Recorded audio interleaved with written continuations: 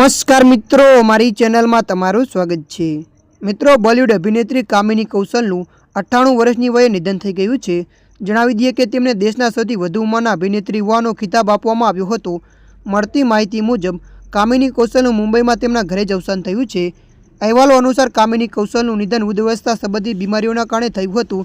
તેમના પરિવારના નજીકના સૂત્રોએ વિનંતી કરી છે કે તેમનો પરિવાર અત્યંત લો પ્રોફાઇલ હોવાથી આ સમયમાં તેમની ગોપનીયતા જાળવવામાં આવે। આ દિગ્ગજ અભિનેત્રીનો જન્મ 24 ફેબ્રુઆરી 1997 રોજ થયો હતો। તેમની ફિલ્મ કારકિર્દીની શરૂઆત 1946માં બ્લેક એન્ડ વ્હાઇટ ફિલ્મોથી થઈ હતી। તેમની પહેલી ફિલ્મનું નામ નીચા નગર છે। નોંધનીય છે કે તેમણે દિલીપ કુમાર અને રાજ કપૂર જેવા અનેક મોટા સ્ટાર સાથે કામ કરીને પોતાની કારકિર્દીમાં નોંધપાત્ર યોગદાન આપ્યું હતું। તેમણે 2022 સુધી અનેક ફિલ્મોમાં અભિનય કર્યો હતો। ત્યારે મિત્રો, અત્યારની આ મોટી દુઃખદ ખબર મળી રહી છે। ત્યારે મિત્રો, હાલ માટે આટલું। મળીશું નવી અપડેટ સાથે। જો તમને અમારો વિડીયો પસંદ આવે, લાઇક, શેર અને સબસ્ક્રાઈબ કરી નાખજો। ધન્યવાદ।